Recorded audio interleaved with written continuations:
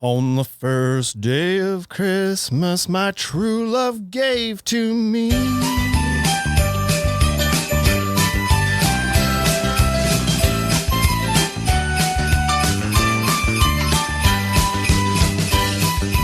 Welcome to the Ultimate Deck Podcast. We have a new jingle we're going to use all year long in 2020. My vote is no. Yeah, okay. So just for today then? Just for today. Yeah, it's that time of year though. What's today's date? December something? 15th? 15th? Whatever it is. So the season is here, and so we thought this topic today should maybe revolve around the theme of Christmas a little bit today. So there's your new opening jingle for today's podcast. It turns out I'm a total Scrooge. I didn't know that about myself. Like I thought I did, but I thought I knew that I was okay with Christmas, and it turns out I don't. You don't like Christmas? I don't like Christmas. Holy shit. Right? I think like having kids really affects that, right? So like you have kids and your kids are pumped. They're like, well, I want Santa Claus and I want presents and all this stuff. And it's like, for me, it's just, I'm supposed to buy a tree and I'm supposed to put it up and I'm supposed to put lights up. And not that I'm a Scrooge, like I like that stuff. I drive. Yeah, exactly. Bah humbug, right?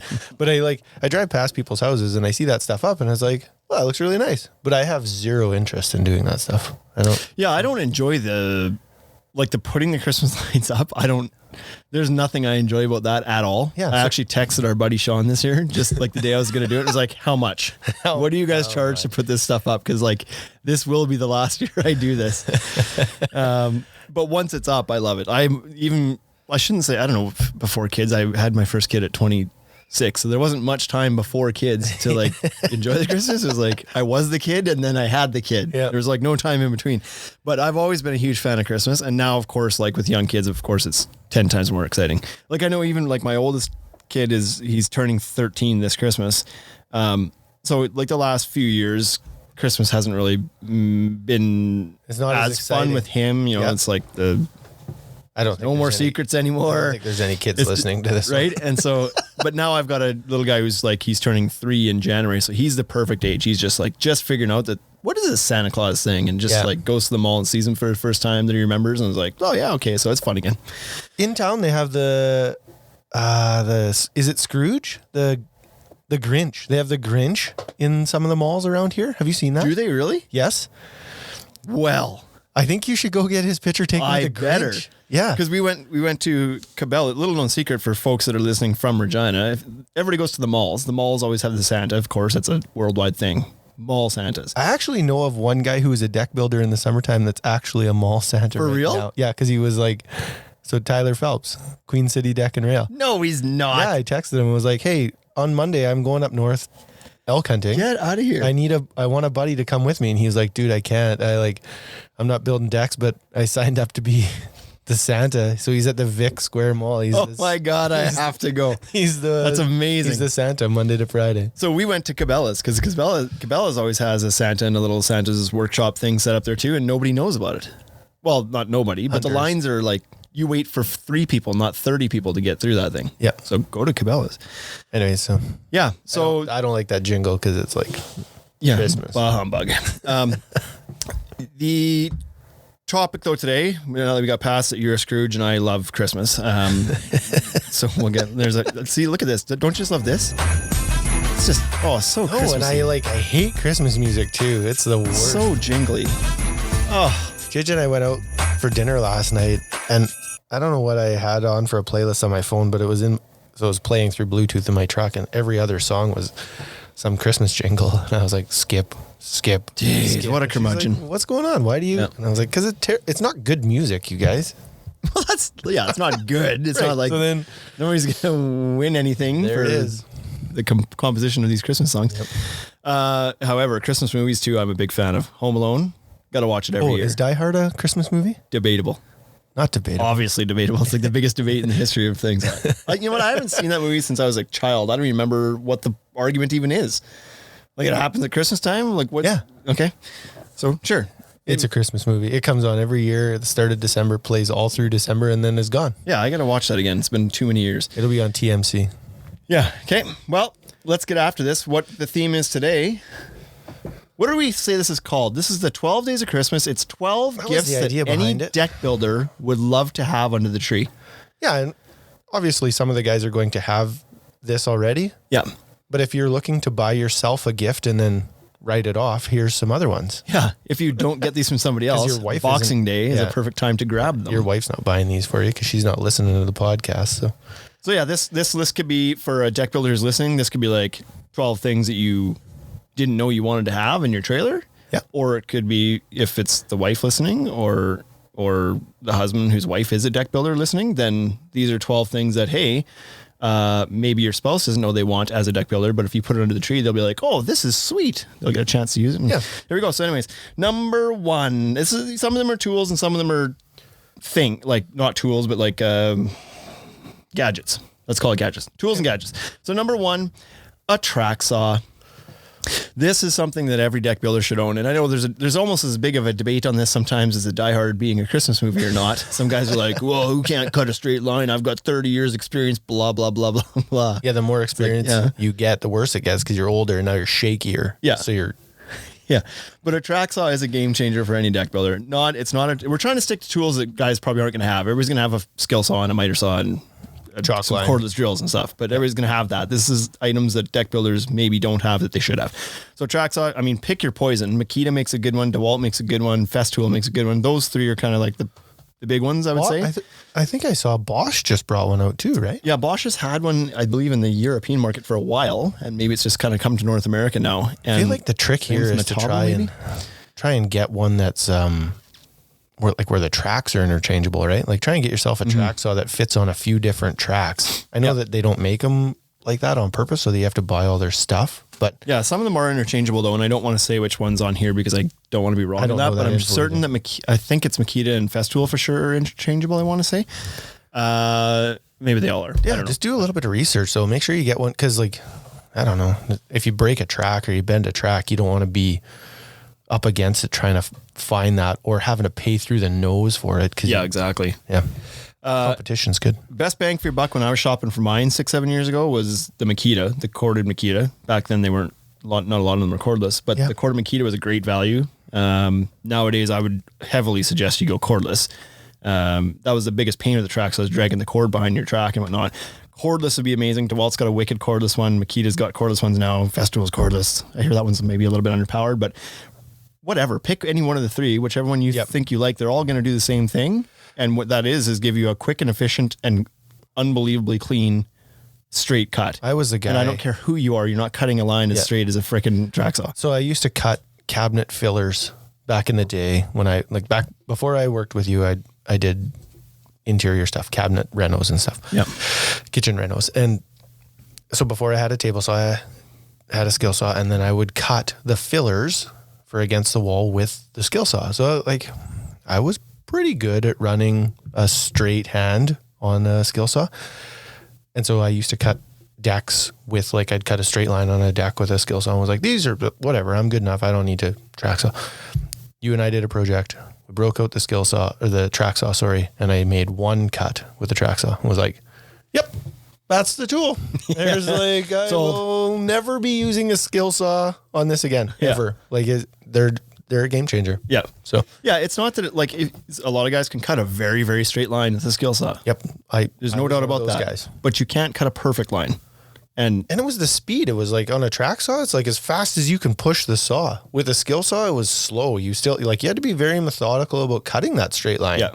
Yeah.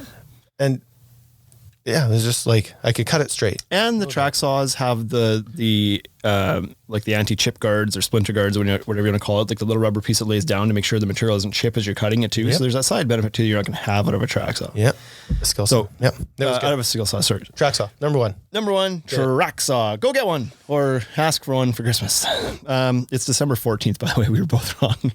It's December 14th. I was, what did I say? 13th. You 15th? Said 15th. I said 13th. Middle of the month. If we average us out, we're the same guy, same mind, same day. Number two is it's something from Camel. Get anything from Camel. It's amazing. What I would have said, you should at least have some of the little Camel marksman jigs in your trailer. those are cheap. Those are almost a stocking stuffer. Those things are like $40-$50. They're great for cedar, great for PVC products. You can use them for composites. You can use them for hardwoods. They have a very universal tool. If the budget is a little bit larger, then go for the Camo Edge Drive because it's going to do essentially the same thing and a whole bunch more other stuff. But it's 3-4 times the money, 4-5 times the money. 5 times almost, yeah. But the Edge Drive is an unbelievable tool. It'll do your face screwing like a quick drive or a Pam Fast kind of gun would do. It would do that. It does your edge screwing like the Camo Marksman does, but from a stand-up position. Yep. And it'll also work with the new Camo Edge clips, which are people have raved. It's like the product of the year in the decking industry in 2019 is these clips. So that'll do all three. So if the budget's there, pick up Camo Edge Drive and get into that system because it's amazing. And if it's not, at least get yourself some Camo Marksman. I don't think, like for cedar decks, it's a no-brainer in my opinion. You should use the Camo Edge fastening system. Yeah, it's a little bit more money and a little more money, a little more time consuming, but it's amazing. It looks so nice, right? Yeah. One of the drawbacks to wood is the splintering part of decks, right? Everybody complains about that. And if you put your screws on the side, then your surface area is a little bit more protected. Yeah. Because that's where it splinters, where the screws go in. So, pick up one of those two tools. Number 3 is a plug cutter. This would be under the gadget side or this was bits mine. And whatever. Yeah. This is my contribution to the list. But this is a good one because it's not one that a lot of guys probably don't carry these around with them. And even now hearing it, they're like, for what? Maybe. But where this comes in handy is a lot of deck builders nowadays are using a plug system like a Cortex or a Pro Plug, or Simpson's got one now too. Yeah. Because plug systems are great. But the problem with plug systems is that they're typically only sold in large boxes of like hundreds of plugs at a time. Correct. With screws and everything else. Yeah. And so if you are on a project and you run 4 plugs short on something, do you want to have to go buy another $100, $200 box of plugs to finish off that job? Like what if it's a color you don't use very often? Well, this trade secret is that you can cut them yourself. Yeah. And so plug cutter is going to allow you to do that. 1/4 inch plug cutter. And you don't want to do a ton of them, right? Like there's no chance that I would bang out 50 plugs, but I'd cut 10. This is not a replacement for buying a box of plugs for a deck. You don't want it. No. To your point, you don't want to be cutting a whole box of plugs. Yeah. For one, the finish isn't quite as nice. Correct. Like it's serviceable, a little bit, right? Yeah, but the edges aren't cut quite as cleanly. Yeah. 2, it takes a lot of time. But the trick, if nobody's done this before and they need to know, essentially, especially with a capped product like a capped composite or a PVC, you got to rip that board down into a 1/4 inch thickness first, because that's how deep the screws are being drilled with the plug system. So you got to rip the top 1/4 inch of the board off, keep that, put it onto a drill press upside down, face down, because you need the taper on the plug to cut the taper the right way. Plunge it, cut it. Bob's your uncle. But the problem with, to our point, why it's not as clean is that because you have it face down, when you drop that cut through, if you don't pull up quick enough, whatever, you spin the plug with a bit, and if whatever it's sitting on might kind of melt the cap a little bit. It's not as good. It's just not quite as clean, but you can get a pretty good plug out of it if you only need a couple, right? Just don't, it's not worth it to do a whole deck. You're not saving money. You're just like on a whole deck, you're just like filling in a couple of plugs. Slightly more convenient. Yeah. Number 4 is, this is an either or, because what you're going to do with it is the important part here, not the tool that you're going to do it with. So either a biscuit cutter or a router. A router is probably something that most guys likely have in their trailer right now, but if you've only ever been a fence and deck builder, you don't necessarily have a router. Like if you've done some interior stuff, finished stuff, of course you have a router. But you might not have one of these tools. If you're doing treated decks and you had a radius edge. Maybe, yeah. You may round over your edges. Yeah. But the point of this is to say, like, a lot of composite decks. I'm like almost gotten to the point where I don't have to think about saying composite anymore. I've just like Americanized myself, but I just won't slip there. Why we say this is, like, a router is good in a variety of scenarios, but what we're talking about here is the ability to cut a slot into a deck board to throw in a grooved fastener if you need to. And so this is helpful on picture frame boards. Often don't have the groove on either side of the board. And so you find yourself either screwing or cortexing your picture frame board down, and then possibly one row of screws on your first groove board as well, because you can't use a grooved clip in between those, because a picture frame board doesn't have the groove. Correct. But with this, you could cut it in either with a biscuit cutter or a router. Yeah. You know, like Trex sells a groove cutting bit. You could get a variety of bits to cut that groove. Yeah, I think AZEK has one too. I think, TimberTech's also branded a cutter now as well. I'm sure a few companies have. or a biscuit cutter will do the same thing. The biscuit cutter is the one that I would use on this. Yeah, I think it's quicker and cleaner. Yeah. But if you've got a router in your trailer already, it's just a matter of picking up a bit and you can accomplish the same thing. Yeah. If you were going to groove the whole board, then the router would be a lot better for this. But if you're just going to spot cut in your grooves, then the biscuit cutter is amazing. Yeah, and so I thought the biscuit cutter was the better option there for a few reasons. On a set of stairs, it works the best. You don't have to groove that whole thing, and then you can use it for the miter. Yeah, like there's some guys in the States. I always think of Stan when I think of that one with Level Home Improvements. Yeah. Right? He does that all the time. So yeah. Biscuit cutter, I think would be my preferred as well. But like I said, your biscuit cutter, you're not going to use for anything else on the deck. Like you're only going to use it for cutting grooves into things. The router you could use in other applications too. So either one or both. I think like any contractor, I think your description of yourself is like, I'm a contractor, but / tool collector. So I always wanted both, right? It was like, I have a router, but I use my router for routering things.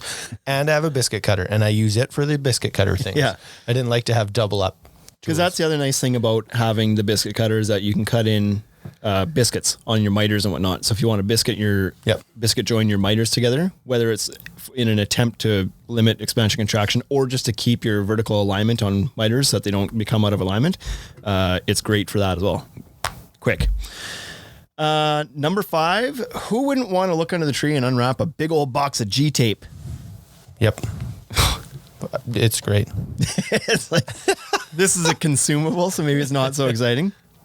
But honestly... And you can find it at the Ultimate Deck Shop. That's right. But you could do like a variety of pack of G-tape if you wanted. Not from the Ultimate Deck Shop. We only carry the 30-40 deck application ones. But like G-tape has a variety of lines of tape for a variety of lines of purposes. And so like a little variety pack of G-tape for 1009 guys' trailer or something would be right. That 1009 would be good. Yep. For guys. Number 6. Now there's a debate on how we say this one, but it's a new product. Is there a debate? Well, there was a debate just between you and I. Yeah, it was like, we should have actually messaged the people. Squid jigs? Squid jigs. That's what I'm going to go with. We should have asked them when we were talking to him down at Deck Expo. Squid. So if you haven't seen these, what they are is just a stair gauge, like for cutting your stair stringers, to put on your framing square. If you're not, there's a couple names for these things, like off the top of my head, I'm like they're stair gauges, stair buttons, whatever. That's what stair gauges is what they're commonly called. Stair gauge. So what these squid jigs are, they're developed by one of the gentlemen on the crew of the Cascade Deck and Fence crew out of Vancouver, Washington. And it's funny because probably every carpenter that's ever cut a set of stairs out of lumber has experienced the problem and nobody did anything about it until he did. Right. And so what the problem is that on this lumber, it's not always a clean edge on it. You've got radius edge lumber, or you've got some waning on it, or there's a chip out of it or something that prevents these little tiny stair gauges from really engaging the side of the board correctly. If it's rounded over too much or waning. They were built for plywood, right? Kind of, yeah. They're like built for a solid 90-degree edge. Yeah. Stair gauge was for an interior finisher almost, right? And it was like, here's your plywood stair gauges. So what this gentleman did was he said, well, these should be longer. They shouldn't engage the board like at the top eighth because that's rounded over. Yep. Or it might have a defect. If we made these things that went down halfway down the board or a little bit farther, then it would engage the middle of the board and you're much less likely to have like inaccurate placement because of the profile of the board. I saw them and was just like, well, no shit. That's exactly how that should be. Yeah. Why didn't anybody make these before? Well, yeah. Like when the companies that make them already, why did they make them the size that they did? Why not make them a little bit longer to avoid that problem? It's amazing. So anyways, it's one of those like ingenious little simple things. Now they're a bit of a premium price, but they're a nice little jig. They're very sturdy. They look good. I don't know if you care what your gauges look like, but they look good. You know what the other problem is? How often do you lose those things? Lots. Too much. So if you're smart, you just leave them tightened onto your framing square and you just have one framing square dedicated to cutting stairs. So that's what I had. And then they don't go anywhere. I had one framing square and it was my good one. It was my nice, it was shiny and it had the stair gauges aluminum so it didn't rust whenever and it was straight, right? Yeah. Like I never had it. It only came out to cut stringers and then it went back in. Yeah. To the trailer. It wasn't like, oh, and then I'll take these off and I'll frame for a while and then I'll give it to my second day apprentice who's going to use it as a pry bar. This was my square and I used it. My problem is for a long time before I decided to do that, it was just like I kept them in my belt and then they would just go, I would always have one. Yeah. But one would fall out or something, whatever. So you'd lose them all the time. But these things they're bigger, they're brighter, and they're bluer. So they're easy to keep a handle on as well. Yep. And if you pay a bunch of money for something, maybe you'll hold on to it. Like, there's some truth to that, honestly. Like if you go buy a crap tape measure for $5, you don't care. You buy a good tape measure for $50, you care more. Like I pay attention. Don't touch my tape measure. So you can buy these squid jigs, I think only from them online, I believe. But really cool, simple little ingenious thing. That's a perfect stocking stucker. What Stocking stucker. What did I just say? Yeah, close enough. They know what you meant. Good stocking stuffer. Yeah. Number 7, Oxbox coffee makers. What deck builder doesn't drink coffee? Who doesn't like coffee? You know what? There's a few people that don't drink coffee. I don't associate with them. So this isn't for them then. Yeah. But these Ox boxes, I'm sure most guys are familiar with them, but if you're not, they're a job site coffee maker that takes like pods. Awesome. Coffee pods. And it's ridiculously rugged and like it's built for the job site. And and it's like single. Isn't battery operated, right? Cordless? Is it cordless? I don't think it's cordless. Man, they're cordless. Is it? Yeah. Get out of town. I thought they were. I don't think they are. I could be wrong on that, but I don't think that they're.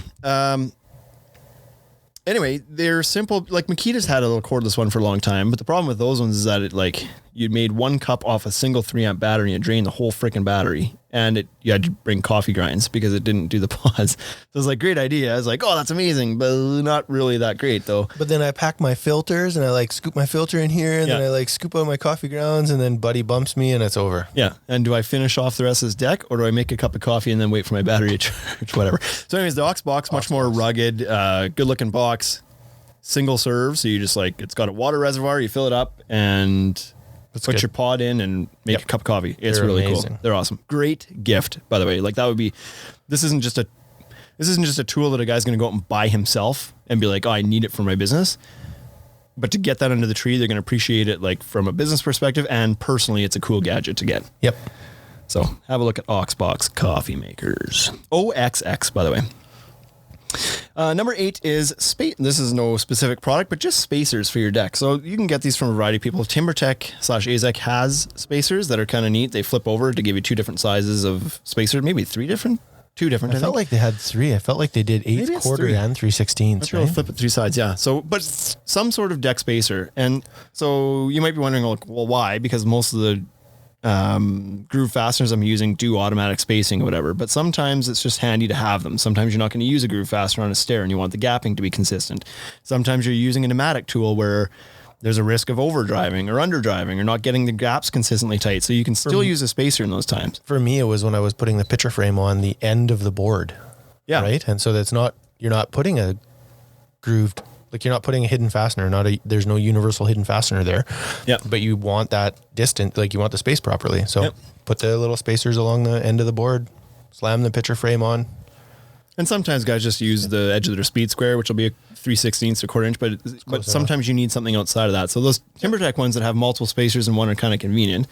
Because there might be a time too when you're kind of, maybe you start at the house, you didn't math things out and you're getting close and it's like, oh boy, I'm going to be a 1/4 inch short. So, but if I just like, if this gap is 3/16, then I make the next one like a little bit bigger and then a little bit bigger and just like inch it up, then having a spacer that can rotate and kind of gradually get bigger could be handy in those applications as well. Yeah. The other one was overdriving on the Tiger Claw nailer, right? That's where I use them. Seems to like draw in on the ends of the boards and then you get a big hump in the middle of the deck. So those spacers were good. Yep. Just a handy thing to have in the trailer.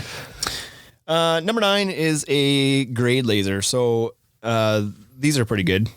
Here they're really good. So I can't only imagine how good they would be somewhere where the ground isn't so flat. That's right. Yeah. We can usually just measure up. Yeah.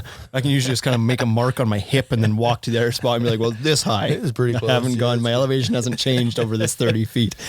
But these things just make life easier. Throw it up, set it up. You like more accurate than using, a 4-foot level over a 20-foot ledger or something like that and moving it a bunch of times. Just like throw up the grade laser, check it. Setting your piles is probably the most important use for one of these things. Yeah, piles or beams, right? Yeah. Set your piles, set your beams, set everything off a grade laser. It just makes everything go a little bit smoother. So there's also ones from Stabila that this isn't a grade laser, but it's like it shoots like 3 planes, which I think is kind of cool. So you can attach to the wall, it'll shoot like a horizontal line and a vertical line and a whatever. Like, so maybe just lasers in general, laser measures in general, but something that's meant for outdoor use with a nice bright line that you can see when it's sunny out would be important. But those rotary grade lasers are pretty awesome.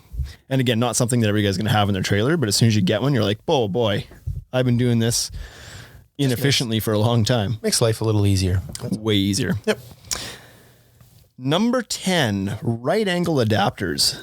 So this is another thing that you probably don't have in your pouch, but it's something that'll fit in your pouch. And boy, when you need one, you need one. Like when you need one of these things, it's because nothing else will do it. So what it is, it's just a little attachment on your drill that just changes the angle 90 degrees so that you can screw something in a tight space or an odd angle or whatever. Yeah. This happens all the time if you're putting in, let's say, like SD screws into your hangers and you've got 2 joists that are 3 inches apart or something. Yeah, you can't get your drill up in there. Yep. This thing will get up in there and do it for you. Handy. Yeah. Maybe you have to put a screw in tight to the house and there's a stucco with a flashing or something. The stucco's overhanging 3/4 inch. You can't get as tight to the house as you'd like to with your drill. So then without maybe marking up the stucco or something. So then you pull out this right angle adapter and put a screw nice and tight to the house. They come in handy in a variety of scenarios. Yeah. And I don't know that they're crazy expensive either, right? They're not. They're like $15 on Amazon. Yeah, and you talk for a DeWalt one. Like a grade laser. Yep. Yeah. You have to different price categories. You have your stuff together if you're going to do that, right? It's like track saw and grade laser and the edge drive. Like these are hundreds of dollars. This is a stocking stuffer type of thing for sure. Yeah. It's $15. It'll be at your door in 2 days from Amazon. Yep. Throw it in your stocking. Yep. And they're great. They're great. Number 11, pressure washer. So again, not something everybody will carry around with them, but if you're a deck builder, it's a fairly important tool at the end of the job. If you've been tracking all over this thing with your muddy boots, because half the time you're working in spring and half the time you're working in the fall, and there's either rain or snow or something on the ground, and the other half the time you're working in backyards that haven't been landscaped yet. So you're going to get things dirty. And at the end of the job, it's a good thing to just reflects good upon your business to wash that off, clean that off and make it look good. Because the person has spent thousands of dollars. So like when a car dealership delivers you a vehicle, they don't deliver it dirty. They're not like, there's your pseudo clean truck. Yeah. Go to it. Yeah. They're like, yeah, do you think you could wash that for me? Yeah. Somebody spent $40,000. It's like, hey, the deck's done. You piece out and they go outside and it's just a muddy mess with crap all over the place. And if it is, you leave it like that, then there's higher chances of like, they go out there and they scratch it up and then they clean it off and be like, well, there's scratches on it. Clean off your stuff. Pressure washer goes a long way. Also for cleaning your tools sometimes. If you're digging holes or something for concrete piles, you might want to clean off your auger bits or what have you. Yeah. And then your truck. Roll up to a job site with a clean truck. Pressure washer's handy, right? It's just like it's all... The only thing that I think it does is it helps with presentation. It does, totally. Keep your truck clean, keep your trailer clean, keep the deck clean. Yep. Like the presentation of your business is then just shinier. Yeah. Well, and sometimes at the end of the job, you're oiling that deck. Maybe you put down a cedar or a hardwood and you want to make sure it's clean before you oil it. Well, you're going to have to wash it with something. It might as well be a pressure washer. Sometimes you're pulling off an old ledger off the house that's been there for 30 years and it's got 30 years with the crap behind it stuck to the house. Clean that off. Sometimes just some old paint, like whatever. Yep. It can be a very important tool. Yep. Which leads us into our 12th day of Christmas and final gift under the tree for a deck builder, a camera. Yep. So phones are pretty good nowadays. Phones take very good pictures for the most part. But there's still like the best pictures when people are like, wow, how'd you get that done? It's like, it's a professional photographer with a really good camera.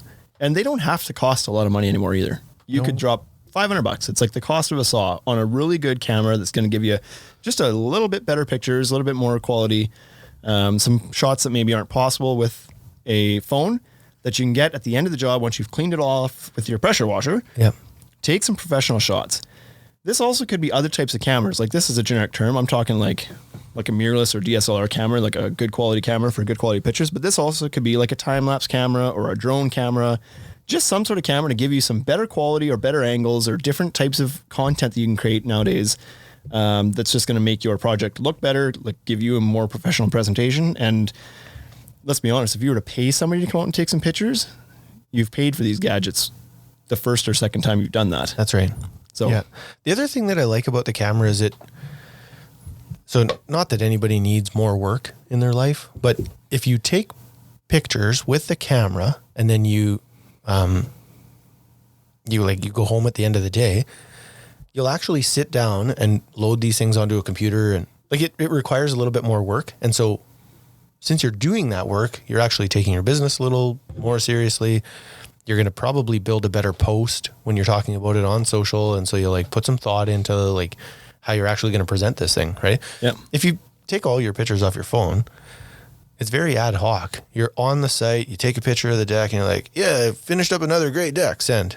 It's like, yep, your posts all look the same because that's how you're taking them. Everybody should make an effort. And I was guilty of this. And I was probably one of the guys who was most active creating content when I was building. But even I would screw this up. The biggest job I've ever built, I have no pictures up from the end. I never went back. Yeah.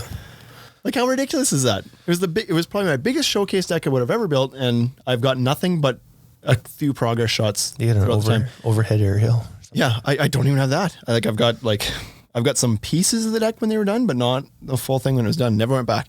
Yep. I just saw a post the other day. I can't remember who it was. Same thing. It was on a Facebook group that somebody was talking about like curved decks, and this guy's like, yeah, we built this one. It had some curved railing. And they're like, yeah, I forgot to go back. And there was an inlay in the middle of the deck that wasn't filled in yet. Like it was a square in the deck, but there's no boards in it. Yeah.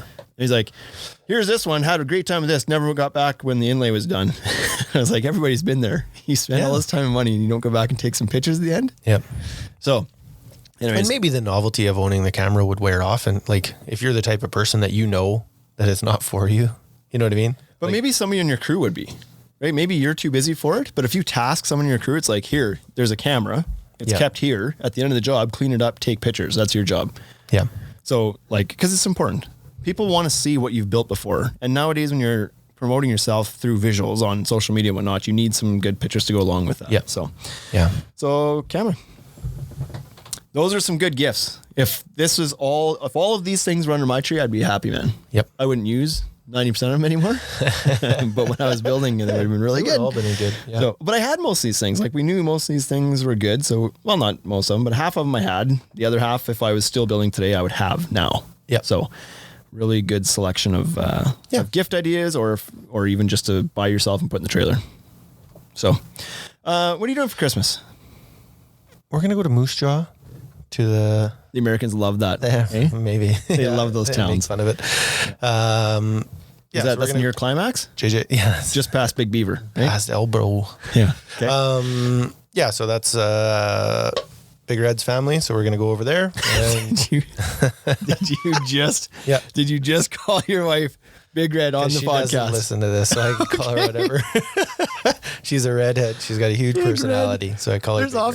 There's often times that you reference people and in my mind, I'm like, nobody knows who that is because you just like said a first name. But that was funny. Like nobody knows who Big Red is too, so I had to specify there. But that's so we'll go to her family for a couple days. It's like Saturday, Sunday, Monday. Then my sister lives in Calgary. So we'll take a drive up to Calgary and see her and the kids and then back home on the 27th ish. Yeah. So good. Well, this isn't the last one before Christmas. We will squeak one more podcast in before Christmas here, but I'll have to plan that properly next week because I'm gone Saturday. So yeah, we might have to shoot it a little bit earlier, but this was the appropriate time for the last minute gift giving. The next one would have been a little bit too late. But so yeah, if anybody needs reminders of what's on here at the end of the podcast, post on Instagram and we can give you that full list. What are you doing for holidays? Where are you going?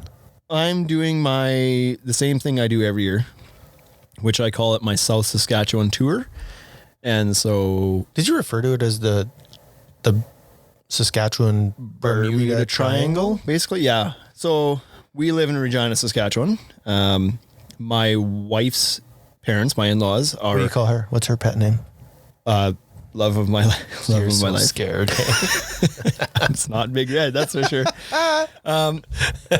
They're about an hour and 45 minutes southeast of here. And then my parents are about an hour and 45 minutes southwest of here. And so it's just like, it's the tic-tac-toe triangle that we do every year. Yeah. And so we're just doing that again. Cool. Takes a week. We're just like here for 2 or 3 days, here for 2 or 3 days, here for 3. My mom's in Regina, so that's the third. And like, that's a stop. That's where we end up again. So you got 3 kids? Are all 3 kids going with you on the trip, or you split that up a little bit? Harder stand so back? 2 of them, because 2 of them are yours for sure. Yeah. Wait, they're all yours for sure. I think they're all mine for sure, but 2 of them are with my current wife, so they're not going anywhere. Sole possession. Time. I've got one. My oldest is from previous marriage, so he gets, and his birthday's on Boxing Day, so there's always a split in there somewhere. He'll be coming on the back half of our trip this year. Okay. So that's always how it goes. We pick him up or drop him off halfway through the trip at some point. So that's the truck. Christmas looks right, because now you got can't fit them all in the Kia. You had all the presents. You got to take the half ton, right? Can't even fit the kids in the Kia, let alone the presents. Yeah. But yes, it'll be the truck. So we'll get some Ultimate Deck Shop promotional advertising in southern Saskatchewan. Hit the roads over the holidays here. So until we get back here and talk about Christmas stuff again next week, I hope everybody that's listening has a great Christmas. Even though I don't like Christmas, I think people should have fun Christmases. That's good. Yeah. Spend some time with some family. It's nice to take a little break from it all. I mean, at this time of year, you're probably not slammed. Some guys still would be in some markets, but at this time of year, most guys are playing Santa Claus at the mall or whatever they might be doing right now. So you can take some time away and enjoy some family and get refreshed and plan and get ready for the next year. Turkey. 2020 is just around the corner. Rum and eggnogs. Oh, rum and eggnog. That is a good one right there. So let's go have some rum and eggnogs. Report back. And we'll get out of here for this episode. See you next week. Played them both? Played them both. Playing it out.